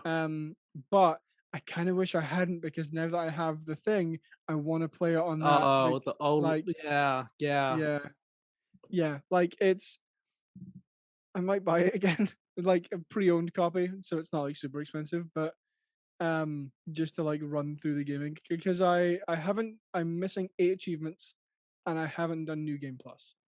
Okay. Does that have a New Game Plus? I can't remember if it has a New Game Plus. I can't I remember. think it Yeah, does because I I finished it and I think the option was there. I deleted it after I finished it. yeah, But I think the option's there. yeah. Um, but like if if if I talk about the thing I love about Guardians of the Galaxy more than anything else, it is the story in that game. Like Mhm. it had me laughing. It had me almost crying. It was from start to finish my favorite video game story of the year. 100%. I am Mm. very shocked at how much I enjoyed it. Wow. I'm shocked. Number 1. Mhm. Wow. Okay, that's a shock for me. I'm sitting here thinking, is it Death's Door? He played it, right? No, I think he did, but I don't think it's gonna be number 1. What else is it? Like I knew you liked Guardians, but I was sitting here thinking, I was like, no, I don't think it's Guardians. Because for the something else earlier in the year he played that he really liked. What is it? Wow, Guardians number 1. Okay. Yep. Interesting, interesting. I'll talk about it some later. Um, because I also have played it. Yeah. Um, it's not in my top 5, I'll say that much. We do not share number 1. Mhm. Um, but all right, congratulations. Guardians of the Galaxy, number I 1. was I was really gonna mess with you and say it was Vanguard and just start going off about how much I love Vanguard. I mean, I would have that would have gotten the ain't no way. I would have been like, you lying. You're lying. Because I would have been like, what? Kind of came out of nowhere. I could forget you even played Vanguard. Oh boy. All right. Congratulations, Guardians of the Galaxy. Karen's Game of the Year winner. Yep. Okay. So now it's time for my Game of the Year winner. And this year, when I was putting my Game of the Year list together, I was like, I don't want to make the mistake I did last year. Last year, I gave Game of the Year. My number 2 was Persona 5 Royal. My number 1 was Last of Us Part 2. And my rationale behind it was that although Persona 5 Royal was my favorite game of the year, I was like, Last of Us Part 2, I think, is a better game overall. And even back then when I did that, like I still stand by that. I still stand by giving it the game of the year. I don't like think that was a bad thing for board to give out. I don't think like it didn't deserve any game of the Yeah. years. But ever since I did that, for the past year, it's been eating at me because I'm just like Persona 5 Royal is my second favorite game of all time. I have thought about that game every single day since I started it and since I've beaten it. And I want to replay that game over and over. And I wish that I gave Persona 5 Royal Game of the Year last year. I wish I did. So Mhm. this year, I wish I did, but I don't. It's not like I'm saying Last of Us Part 2 Yeah, yeah. doesn't deserve it. It 100% does. So this year, I was like, we're not doing this again. We're not making this mistake where we're giving a game of the year when your heart wants to give it to something else. So that was the battle for me between Life is Strange and this game because I was like, these are both like up there for me. Both the like either one of these could have been number one. But I was like, huh. My number one, I was like, is it my game of the year? Is it actually my game of the year? I kept thinking about it off and on, off and on. And um after like a lot of thinking and then jumping back to play it some this past week actually, I was like, yeah, number one. And number one goes to Returnal for me. Yep. Returnal, I you know it's crazy with Returnal because I legitimately don't think about Returnal that much. Not like that's a bad thing. I beat it, I did the review, and I think about it every now and then, but I don't think about it all the time.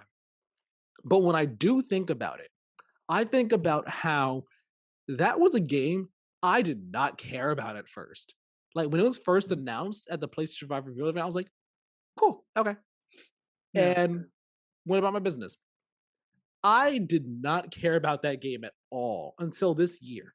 This year came and it was like that came out end of April. So around February, March, I was like, I kind of made the decision, I want to try and play as many PlayStation 5 exclusives as possible this coming generation, have my, that way I could be well versed in PlayStation's output this generation. So I was like, Returnal's coming up next. Let me take a look at Returnal again. I was like, let me look at some stuff for it because I know they were kind of marketing it some more. I was like, let me get my eyes on it, get a perspective on it and stuff. And I was like, sounds like it could be fun. But still back and forth on whether or not I wanted to play it though, because I knew it was like a roguelike. I was like, Yeah. I'm not sure. But I said, you know what? Let's give it a shot. Why not? Yeah. It's something that seems like, it seems like something I could be into. And I beat that game in a weekend. I beat it in just under 11 hours with only 2 deaths, not including the mandatory one, which Tyler, if you're listening, I know you're going to be sitting here like, ah, giving me grief about that because he was giving me grief about that when we were recording stuff when he filled in. He's just like, you can't talk about difficulty, Tyler. You beat this, you only beat this with like 2 or 3 deaths. But that game surprised me so much. My biggest surprise. I did not think I was gonna like that game. I didn't think I was gonna care about it first off. I didn't think I was gonna like it as much as I did.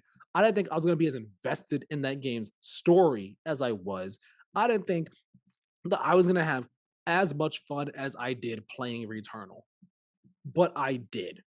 Returnal is such an amazing, fantastic game that has not gotten the love that it actually deserves. Because, and I understand, it is a difficult game. It's not that easy a game. It can be pretty challenging, it can be pretty difficult. And especially when it first came out, there was no like suspend your run or anything like that. It was Yeah. just like you gotta go until you finish the game or you reach this like mid-game checkpoint section, or that's it. That's your way you save your game. If you die after playing for 5 hours, start back at the beginning. Or if you gotta leave after playing for 5 hours, rest mode, or you start at the beginning again. Pick your poison. So like I understand people putting it on pause for that, being like, no, I'll come back at some other point down the road. But because of that, Returnal did not get the love it deserved. Like this is a game that is so well done. The story is cryptic and mysterious, but compelling, and at times even a bit creepy and off putting. But it is it's a story that you can get invested in so quickly and so easily.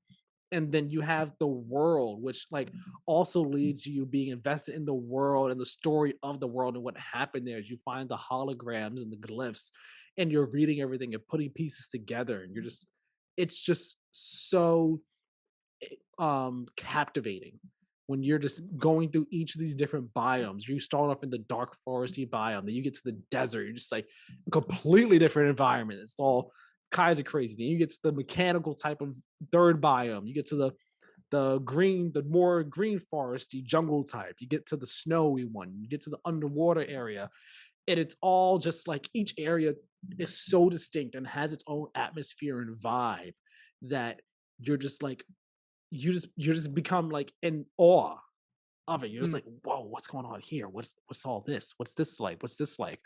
And then, as you learn the different biomes, you learn what the rooms are in the different biomes, the enemies that are there, how to combat them, how to deal with them. It just it's so much fun. And then that's getting into the gameplay now. Like this game is fast paced. I'm constantly on my toes when I'm playing that game. You have your different weapons, which are all each of the weapons, they're all useful. Some are far more useful than others. The electro pylon driver is OP as a mofo. I use whenever that weapon pops up, I'm like, and I'm going to beat the game now. I pick it up and like, and I win. I win now because this is what I'm going to win with. This gun is too good. But you have those, and you have the different the parasites and the malfunctions, which help and hinder you in different ways, and the risk reward of getting the malignancy and possibly getting a malfunction, but you could also maybe get a good reward out of opening this thing.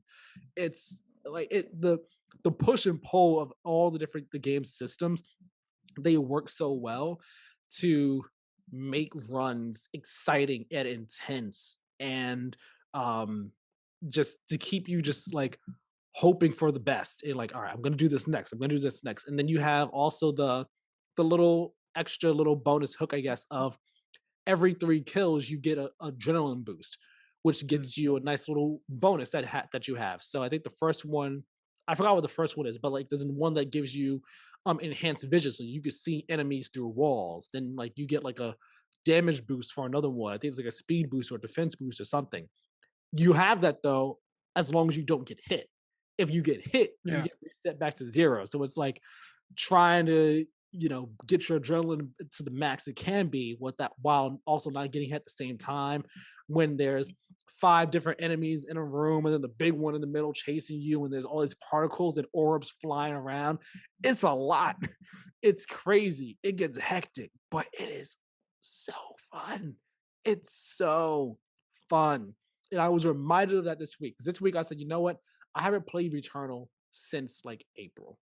And I was like, you know what? Let me jump back into it this Mm. week. And like just to make sure like it should be number one on my list. I wanted to Yeah. make sure that I wasn't like just what's the word? I guess nostalgia in this thing. But Yeah. nostalgia glasses with this thing. And popped it in, and I was just like, nah, this still hits. This still hits so freaking well. That is an absolutely well-made game. It is a game that everyone with a PS5 should play, needs to play 100%, especially if you like roguelikes. And especially because they now have the suspend cycle option, so there's no excuse for not playing this game. If it's too difficult for you, I understand that. But there's no reason Yeah. to be like, oh well, I can't save. Yes, you can. Play it. Mm. Play this game. It is an amazing game. It is so well done. And like even after you think you've finished the game, there's actually more there to do after you finish the game to get like the real ending, which I have not gotten. Um and maybe I will go for it at some point. But it's such a great game. It's a lot of fun. Returnal hype, Returnal Hive, Rise Up. Returnal is my 2021 game of the year, and I do not regret that one bit. Yeah, well, I'm a big fan of roguelikes, and everything you've just said makes me excited to start because here's one I prepared earlier. Uh, Let's go, Returnal Hive, Rise Up. yeah, Karen I has like. Returnal for audio listeners. He just put it on Yeah, camera. He has it. yes, I got that. I got that and Rift Apart from my sister for Christmas. Nice. So I will be playing it at some point. I have so many games to play now. Like I think I have like 9 games for the PS5 alone that I need to play. Wow, So you got a lot. mm, You got a lot on yeah, your plate. yep, I wonder I wonder if Returnal would have been your game of the year had you played it. After you play it, let me know what you think. I yeah, wonder, well, if not your game of the year, like if it would have been in your top 5. I wonder. yeah. We'll we'll see. So, to recap for everybody, Kieran's top 5 games of the year are in order from bottom to top. Number 5, Resident Evil Village. Number 4, it's Forza Horizon 5. Number 3, Ratchet and Clank Rift Apart. Number 2, Halo Infinite. Kieran's game of the year was Guardians of the Galaxy. Clap it up for those games right there. Give them a nice little bit of clap. Give him a golf clap. Now, my top 5 games of the year: number 5, Halo Infinite. Number 4, Knockout City. Number 3, Ratchet and Clank Rift Apart. Number 2, Life is Strange True Colors. And number 1, Returnal. It's my game of the year. Clap it up for all of those games right there. Clap it up for all of our game of the year winners. These are all fantastic games. We love them all. And we look forward to, another great year of gaming in 2022. Yeah. See what games make this list. Now that we've done our honorable mentions of games of the year, we're gonna do some shout outs real quick. These again are games that were not going to be on our game of the year list. They weren't like in consideration for games of the year, but these are games that we, just wanted to give a shout out. Like we thought we really like these games. We thought something was great about them. So we just want to give them a shout out, put them on your radar if they were not on your radar already, or just something like that. Anything. Just be like, hey, play this game. It's a cool one. Karen, how many do you have?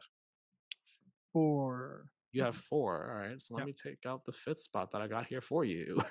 All right. You want to go through yours first? Or you want me to go through mine first? Because I have 6. I've gone first for the previous 2, so I'll be a gracious host and let you Gracious go co-host. first. Yeah, yeah. in this episode, co-host. Okay, I'll go first. So first up, Death's Door. I played that over the break. Really fun game. It's also one of Really, mine. that was a great one. Oh, it was. Okay. We'll just toss it in here. We can both chat about it right now then, I guess. Um yeah, Death's Door. I was surprised. I always thought I was gonna like it, but started playing it, beat it like pretty quickly, easily. Not that hard of a game. Challenging, not too challenging.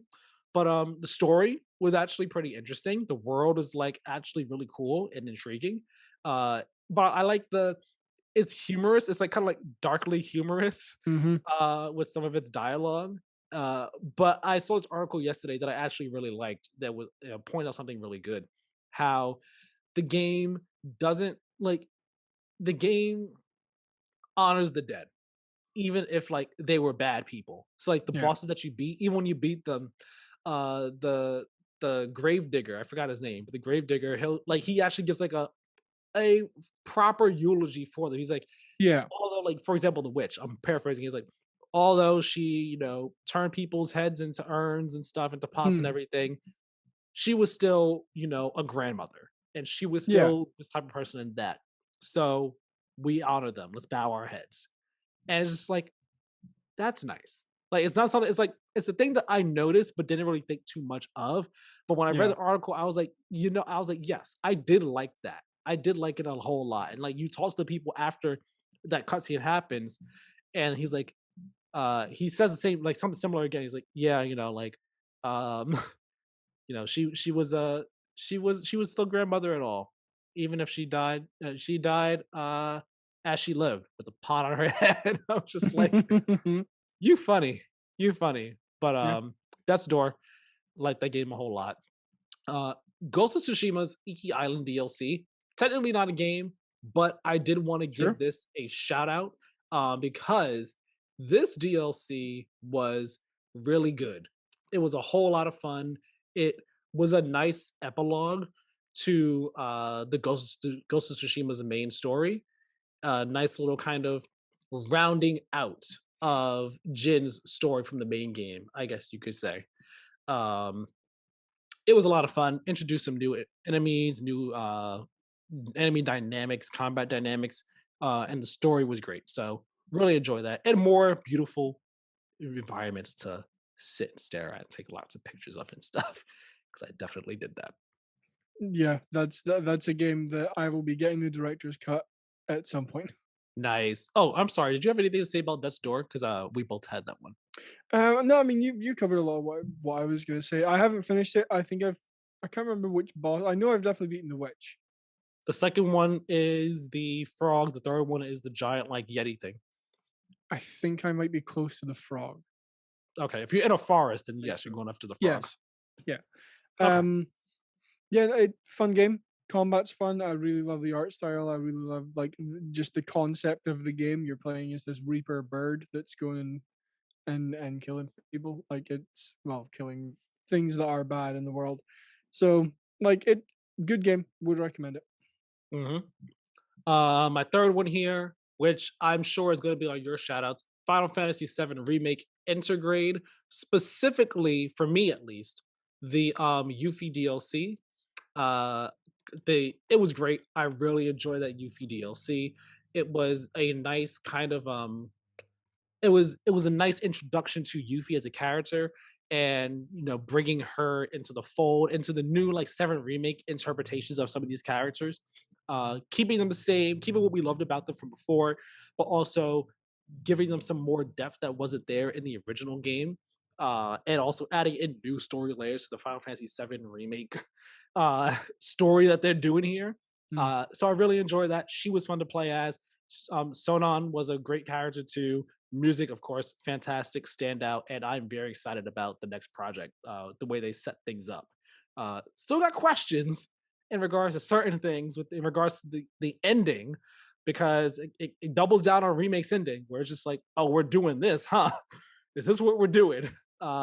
So curious about all that, but nonetheless, it was a fun time, and that's also here on Kieran's shoutouts list. Well, it Well, wasn't remake until you specifically. mentioned it. Oh, it Like, wasn't okay. no, because it didn't come out this year. Like Oh, that's Integrate came out this year. yeah. Intergrade came out this year, That's but why I'm the like, like I have the Yuffie yeah DLC specifically, but Integrate did come out this year, and you have yeah Integrate. So yeah. I'm not going to talk too much about it because I'm going to talk about it on tomorrow's episode on like the what yes. we've been playing section because I have like 10 games to talk about. But I I didn't think I was going to like this game. Period. Because from what I understood of Wow. from what I understood of the Final Fantasy series, like it might have been wrong because I don't know about any of the other games, but it was like JRPG, turn-based combat, and all that kind of stuff, which is Mhm. like not. I know for a fact I don't enjoy those things, but like 15, 20 minutes into playing this game, I'm like, this is my favorite game I've played on the PS5 so far. Like It's an amazing game. it's like even like playing in 1080p on my monitor, it looked fantastic. The combat's super Oh fun. man, yes. Like again, I'm not going to go super into it. Talk about it tomorrow, but I am very slightly obsessed with this game. I will be like I'm playing it a lot. I think I've played it for like 6 or 7 hours so far. Okay. Are you And like playing with the performance mode or graphics mode? I couldn't tell you. Are you I playing at 60 FPS or no? couldn't tell you. How can you not tell me? How do you not know? I, I don't know. I didn't look. You Um, don't need to look. You feel it. You know which one it is. let's say 60 FPS. Okay. I asked just because like the game looks gorgeous. Like I played, of course, I had a PS4 Pro when I first played original. Um, so but it looked great like there. And Yeah, when I did Yuffie's DLC, I did it in just the graphics mode, and because I didn't want to do the 60 FPS, I was like, I want to enjoy this game in all its graphical glory. So it looks great, but I'm sure it like feels and looks great in 60 FPS too. yeah, and there have been multiple times when I've been walking about my house and I just start humming bum bum bum bum bum bum, bum like the Oh battle yes, theme. Like the music is it's so so good. good. It's The so music, good. yes, Like yes. Like ah the way they kick it in, the first time you hear the battle theme, yeah, it's ooh, okay, da, da, da. we're gonna geek out about this tomorrow when we talk about this. Oh, All right, cool, fantastic, fantastic. Um, my next one, Unpacking. I got to shout out Unpacking. okay. Uh, Little indie game that came out this year, which is literally just about you going through this girl's life, unpacking her belongings, the different points of her life, and it's a nice, fun little Zen game. It's nice to like calm down, chill out with. Um, but the story is also neat too. Like it's an unorthodox story. It doesn't tell you a story straightforward. You learn the story just by like through the person's belongings as you unpack them and have to like put them away in certain spots and all like that. So that was a fun game. Definitely suggested, recommended for anybody who is interested in a game like that. Um my number five, well, it's not number five here. I'm just gonna, I mean, I don't have them in any specific like ranking order, Yeah. but I'm gonna say number five. It's Forza Horizon 5 for me. Hmm. Um, because so the reason it wasn't an honorable mention, nor was it on my GOTY list, is because I like it. It's fun. It's a cool game. Kind of like how Kieran said, it's a racing game. Um, and Yeah. it, the last racing game that had its hooks in me like hardcore was Need for Speed Most Wanted from the 2005 version, the original one. Hmm. Um, I haven't really played one that hardcore since then. And Forza Horizon 5, I think it can be, but I just haven't played it anywhere near enough. Like since it Yeah. came out. Like I've played it some. I haven't finished like the main story that you have to do or whatever, like doing all the event stuff. Like I haven't finished that yet. Yeah. Neither have I. I kind of like the game came out and then Halo came out and I put it down to do Halo and then other stuff. So I just have not gotten a chance to go back to it. But I do enjoy that game a lot. It is a fun game. It is a gorgeous game. I love the music. In fact, the music in the game reminded me that Porter Robinson put out a new album last year because he I was driving and then look in the sky came on and I was like, oh wait, yeah. I was like, I heard I like this song. That's why Porter Roberts came out with an album last year or this year. I should listen to it. And that album has gone on to possibly be my favorite album of 2021. Period. Damn. Like it was not. It was like obviously I didn't think about it at first. I was like, oh yeah, Tyler Creator's "Call Me If You Get Lost" album of the year. Bam, fantastic. I've been listening to Nurture daily, multiple times per day since I first put it on my phone at some point in November. So shout out to Forza Horizon 5 on that level alone. Thank you, Playground Games, for doing that. But again, aside from that, still a fantastic game, great game overall. Just haven't gotten to do much more with it. And my final shout out is going to be for game I actually started last night, and I was hoping to have Hmm. it done this week, but I just didn't get a chance to play it earlier in the week. And that's Solar Ash. Came out beginning of December. This game from Heart Machine in the same world as Hyper Light Drifter, third person game and all like that. This game is a this game is fun. It's a really fun game. The story, I don't think is like anything really to write home about. It's a fine story. You're a void runner. Your planet's about to get sucked into this black hole, and you're trying to save your planet and all like that. Yeah. Um, and it's simple kind of gameplay premise. You have like your hub. You have this the machine you're trying to turn on, and you have to go around and to different parts of the planet that you're here on, and just defeat these beasts. And each beast that you defeat gives you energy for the machine. You have to defeat like six of them, I think. And Hmm. then like that's kind of like the premise of the game. And like the gameplay hook, you're skating around and stuff. I'm not gonna talk too much about it today. I'll probably talk more about it tomorrow because I have footage for it to show. Okay. But it's a fun game. It's a fun game. It's a neat game. I like the music too. It's cool. Of course, I have not finished it, but I am enjoying my time with it. So yeah, definitely want to give that game a shout out for sure. And those are It's a all my game. shout outs that I got.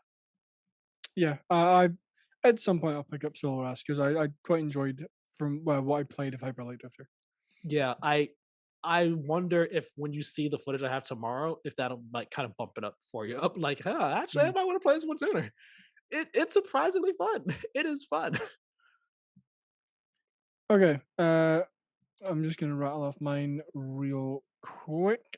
So I've already talked about Death's Door and Final Fantasy VII Remake. The next one is probably one no one was expecting. The Medium. I played that Okay. this year. You did put it on this Um, year. yeah, I I forgot mean, about like it. It's a good game. I don't 100% agree with like it's a Game Pass game thing. Yeah. Like I do think that if that genre is your type of game anyway, maybe pick it up in the sale. But like the main reason it's on here is for what it did with the SSD with the Xbox, where you are rendering and displaying two entire video game worlds on the screen at the same time without like supremely compromising visual fidelity. That was super impressive to me. The Yeah. story was all right. Like it didn't like hook me, but it was pretty good. It was enjoyable. The monster voiced by Troy Baker is bloody terrifying. And yeah, like the medium was an it was a good game. Okay. Neat. I forgot about it. Another game that you might not have thought of is Outriders. I forgot about this game too. Yeah, like Outriders. I have the same feeling about Outriders. It's a good game. It needs work. Like Mm, it wasn't like the story was okay. It wasn't like super great. It wasn't terrible. The yeah.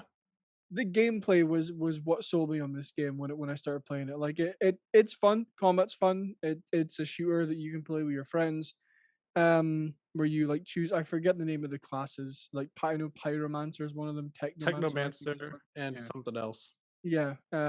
So like you can pick different classes, but like it wasn't memorable. It wasn't like you because it's Mhm. a games as a service, right? It's like, oh yeah, I'm not gonna Well, that's the play thing. Like they didn't say they would not even classify it as like a games as a service game. It was kind of like a I think they saw it as like a Borderlands type game mm, that kind of had like Destiny systems to it, but they didn't yeah. classify it as game as a service. I think they specifically said no, it's not a games as a service game. It's not like that, but it had like elements Mm, of it.